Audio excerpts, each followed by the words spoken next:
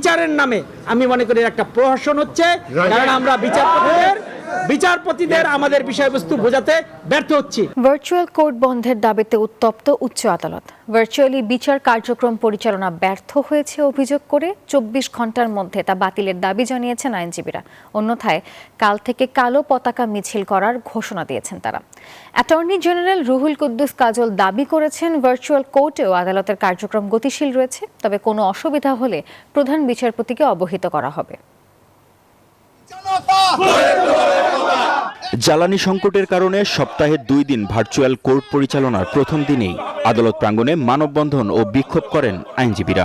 তথ্য প্রযুক্তি ব্যবহার করে বিচারপতি, আইনজীবী ও সংশ্লিষ্ট কর্মকর্তারা ভার্চুয়ালি ক্রাঞ্চি রোলের ভিতর চকলেট ক্রিমের filling all time cream roll মুখে দিতেই স্পেশাল ইনসাইড যুক্ত হয়ে বিচার কাজ পরিচালনা করেন।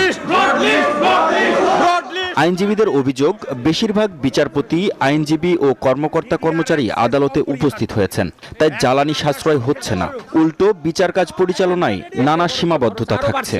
এ কারণে এই সিদ্ধান্ত প্রত্যাহারের দাবি জানানো হয়।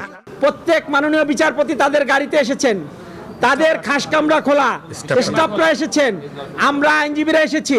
বিচারের নামে আমি মনে করি একটা প্রহসন হচ্ছে, কারণ আমরা বিচারপতিদের আমাদের বিষয়বস্তু বোঝাতে ব্যর্থ হচ্ছি। বাস্তবতার আলোকে আজকের মধ্যেই এই সিদ্ধান্ত প্রত্যাহার না হলে আগামীকাল কালো পতাকা মিছিল সহ লাগাতার আন্দোলন সংগ্রাম ঘোষণা করা হবে। তবে রাষ্ট্রের সর্বোচ্চ আইন কর্মকর্তা নিজ কার্যালয়ে ব্রিফিংয়ে বলেন, ভার্চুয়াল কোর্ট পরিচালনায় কোনো সংকট দেখছেন না তিনি। প্রধান বিচারপতির সাময়িক এই সিদ্ধান্ত বাস্তবায়নে কোনো সমস্যা থাকলে তাকে জানানো হবে।